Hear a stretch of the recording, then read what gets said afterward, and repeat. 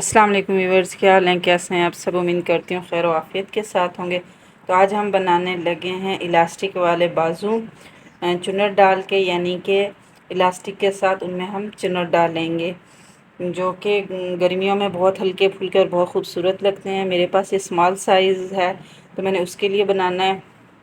तो इसके लिए हमने सबसे पहले जो है ये कंधे की जो है कटिंग कर लेंगे। कंधे की कटिंग करने के बाद जो हम साइड से कटिंग लेते हैं और बाजुओं को शेप देते हैं, ये वाली कटिंग हमने नहीं करनी। इनको हमने जितनी इनकी चौड़ाई है उतना ही रहने देना है। और मैंने जो है इसको कटिंग तो कर लिया है, लेकिन ऊपर से जो इसकी चौड़ाई मैं लूँगी वो 2.5 इंच लूँगी। और क्योंकि 2 इंच का मुझे इसकी फ्रंट से जो है फ्रिल चाहिए, चुनट चाहिए। चुनट तो यहाँ पर डलेगी, आगे से फ्रिल की शेप में आएगी, ऐसे लगेगा जैसे फ्रिल लगी हुई हो। और आधा इंच जो है इसको फोल्डिंग में आएगा, तो ये 2 इंच का टोटली यानी कि बन कर तैयार हो जाएगा। तो इसके लिए मैंने आयरन की मदद से ये निशान यूँ लगा लिया है। ये देखिए, इस तरह से ये निशान हम लगा डाल लेंगे। और उसके बाद जो हम सबसे पहले किनारे की सिलाई लगा के किनारे फोल्ड कर लेंगे। तो ये सिलाई हमने लगा ली है, तो ये इस तरह से ये बन गया है। आगे से इसका जो है किनारा फोल्ड हो गया। उसके बाद हमने इलास्टिक का साइज़ लेना है।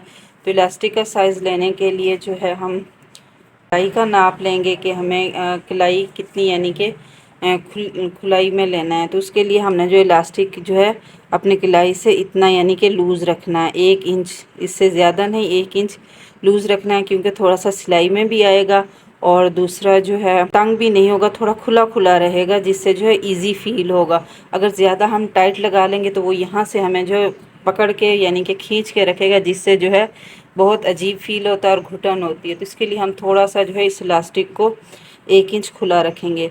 और उसके बाद तो इसको लगाने के लिए हम यहाँ पर जो है हल्का सा कट लगा लेते हैं, ताकि इस साइड से भी और इस साइड से भी जो हमने 2.5 इंच का निशान लगाया था, ये यहाँ से ऐसे छोटा सा कट लगा लेंगे।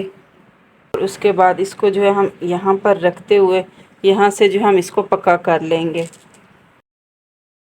इस तरफ से पक्का कर लेने के बाद यानी कि इलास्टिक को अच्छी तरह यहाँ पर हमने जो सिलाई लगा लेनी है।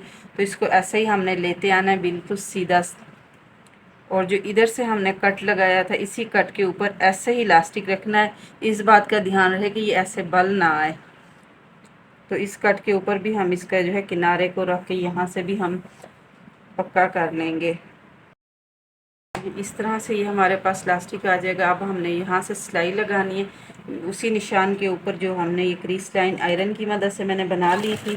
तो यहाँ पर जो हमने सिलाई मशीन का बखा फुल कर लेना है, जो कि हम चुनट वगैरह लगाने के लिए, इलास्टिक लगाने के लिए बखा बड़ा करते हैं। तो उस हिसाब से हमने यहाँ पर भी वही बखा यूज़ करना है। तो और इस इलास्टिक को खींच के रखना है, कपड़े को अपनी ही हालत पे रहने देना है, इसको कुछ भी नहीं करना। तो इस तरह इस इलास्टिक को खींचते हुए हम एंड तक सिलाई लगा लेंगे।